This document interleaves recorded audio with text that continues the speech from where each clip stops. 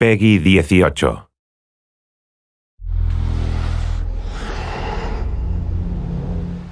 Hi, my name is Ashraf Ismail, Game Director of Assassin's Creed IV Black Flag, and I'm very proud to be showing off the Caribbean open world. Here, we're going to start with Edward. After completing a few missions, he's met up with the assassins, but he's not yet bought into the creed, so he still has this selfish need for fame and fortune. Edward is one of the most unique characters we've created for the Assassin's Creed universe. He is a man who is still trying to figure out who he is in life and what he wants to get out of it. At this point in the story, he still wants that fame, so one way to get it is to complete these assassination contracts. This is a way to make money and to gain a bit of notoriety. So here we go. We have 2 targets to take out, 2 Templar brothers. So we're going to accept the contract, and the world map is going to show us where this contract takes place. So we see here that the contract is actually very close to us. It starts in the village we're in, but as we zoom out, we want to show you the world that we have. Many locations, over 50 locations, centered by Cuba, the Bahamas, and Florida up north. This is a massive world. There's a lot to find and do in this Caribbean Sea. But now we'll get back to the Fisherman Village and go after our targets. The Fisherman Village, it's one type of location in this world. It's really here as a convenience to the player. This is where you can start missions, where you can shop to upgrade Edward and the Jackdaw itself. It's really about the mood and the ambiance of the Caribbean Sea. In the distance, we have a tavern that we're approaching. Taverns are places where you can hire crew, play mini games, drink if you wish. But for now, we're going to focus on the targets and take them out.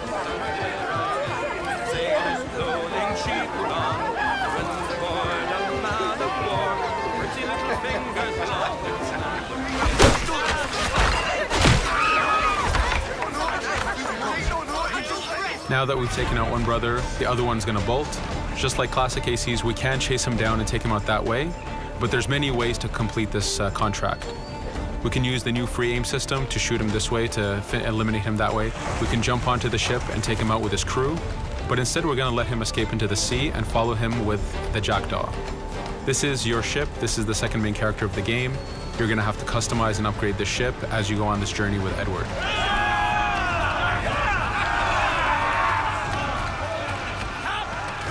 We've seamlessly gone from a ground chase right into a naval chase.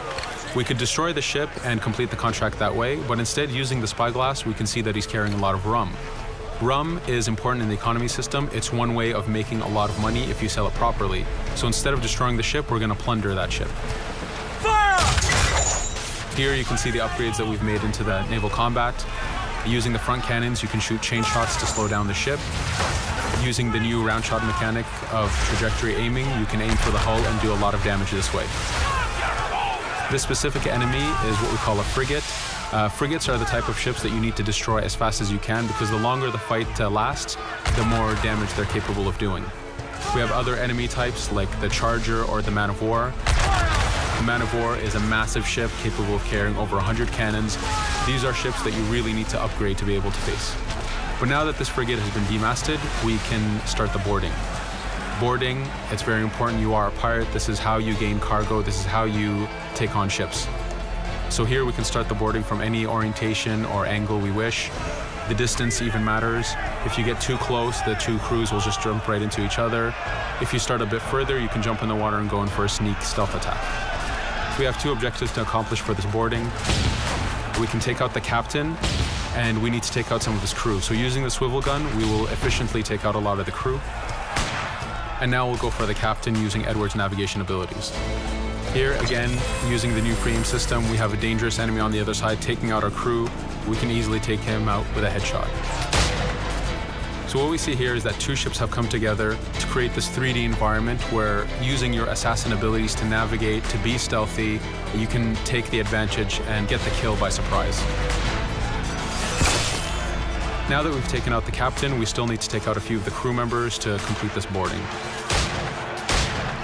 Now that we've plundered the ship, we're going to gain that rum that we saw earlier, but we're also going to gain ammo and crew members and some gold.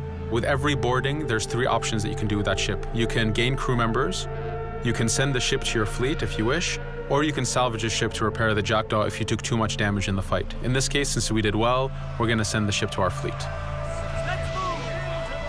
Now that we're back in the Caribbean Sea, we needed to make sure that every minute something is being advertised to the player, something new for the player to do.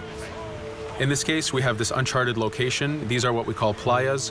We have over 75 of these in the Caribbean world. Every playa has something very important for the player to find, something that will help in upgrading Edward or the Jackdaw. So it's in your advantage to explore these locations.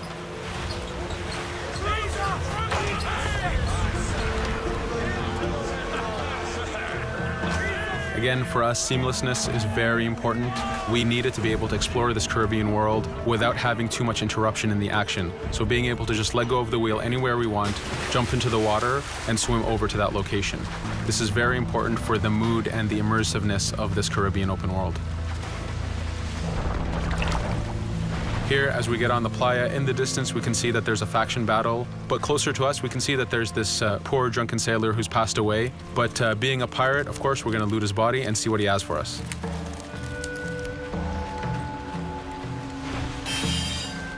So we found a treasure map. This treasure map is asking us to go to an island called Misteriosa. Every time you find one of these, you know that you're going to find a treasure that is linked to the progression of the Jackdaw or Edward, so they are very valuable. Here we're going to take a look at that faction battle. We have a British ship facing off against a Spanish ship.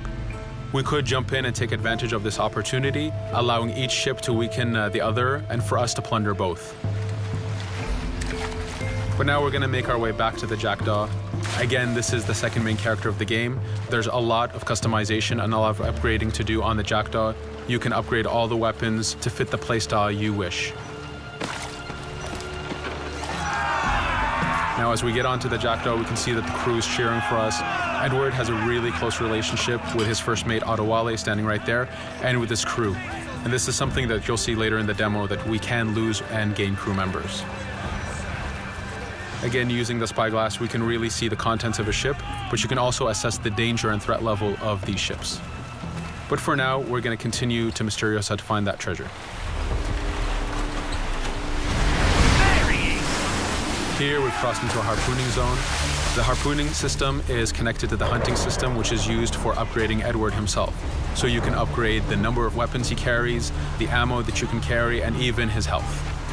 But for now, we've moved past that zone and we've got into a storm. Storms are very dangerous.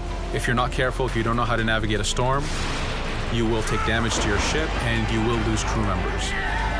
In the distance, we can see a water spout. This is a tornado in the ocean.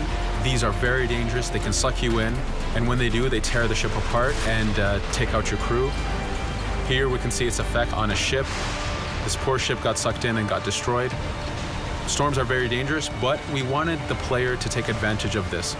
When you've mastered a storm, when you know how these systems work, you can pull enemies into a storm and let the storm do damage for you. So there is a strategic element to using a storm in the world.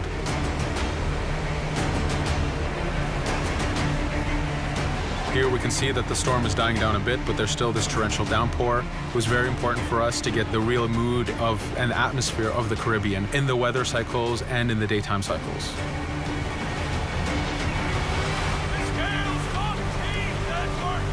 But here, since we've survived the storm, did pretty well, let's order our crew to sing. Sea shanties are a part of this game. It's a collectible that you can find in the world. So the more you find, the bigger playlist you have for your crew.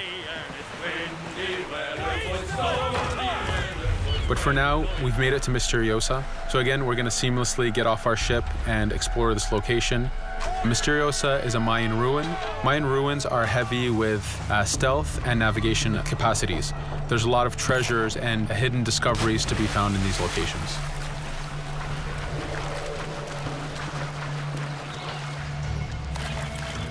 If we recall the treasure map, the treasure is hidden behind a temple. So just by quickly looking around, we can see that temple looks about right. So that's our objective. We'll head there. As we go this way, we can see there's a lot of guards on the beach. We could go in and fight them if we wish to, but to show off that this is a mini open world, we're going to try to find a different route to get to our objective. Here, we've seen a guard. We don't want to alert him, and we don't want to alert the guards on the beach, so we're going to use our stealth ability to take him out silently.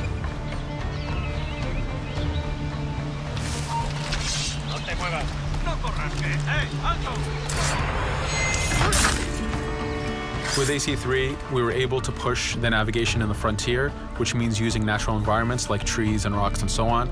Mayan ruins are the perfect place where we mix man-made structures and these natural environments.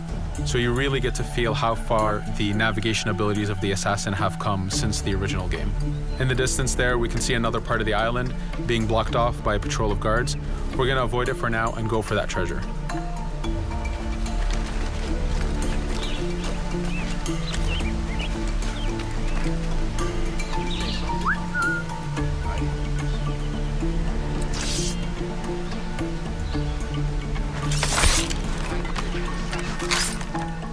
It's important for us to be able to give the players new tools, specifically for stealth. In this case, we have the blowpipe. Using the berserk darts, you make your enemies go crazy. Effectively, this means that they'll attack anything and everything in sight, including their own friends, animals, or Edward if he was in the way. So you do have to be careful with how you use it. But now that we've caused a distraction, if we happen to fall down there, at least there's already a bit of damage done for us. But using our navigation skills, we're able to get past that area without any trouble. There in the distance, you can see the jackdaw placed exactly where you left it when you got onto this location. It's really important for us to show the beauty of this Caribbean world. The Caribbean has some amazing vistas, and we pushed ourselves to replicate this in the game.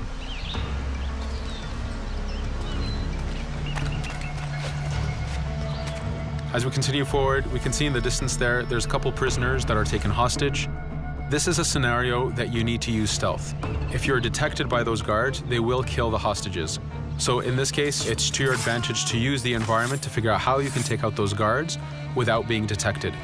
In this case, it's 2 guards, so it's not too hard. There are other scenarios where you have more guards and you have to figure out how you can take all of them out at the same time. Now that we've freed these prisoners, they are more than happy to join our crew. This is just one way of gaining crew members. As mentioned earlier, there's the taverns. There's actually many different setups of gaining crew.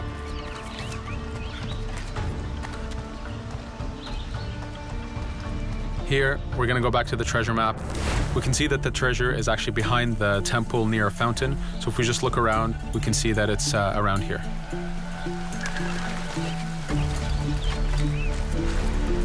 Now that we've found the treasure, what we've actually found is a blueprint. Blueprints are incredibly valuable for the upgrading of the jackdaw. This is how you can upgrade the biggest and most devastating upgrades of the ship. So here we're approaching a reach high point. Just like classic ACs, synchronizing with a reach high point reveals the contents of a location and the map itself. But as an added feature, because this game world is so huge, there are many different locations, this also becomes a fast travel point. So now you can, by synchronizing, now you can come back here anytime you wish to collect those treasures that we passed up a bit earlier. Here we've reached the end of the demo. This was a tease of the open world that we have. We're very excited to be able to show off this game and to let you play it very soon. Thank you for joining us.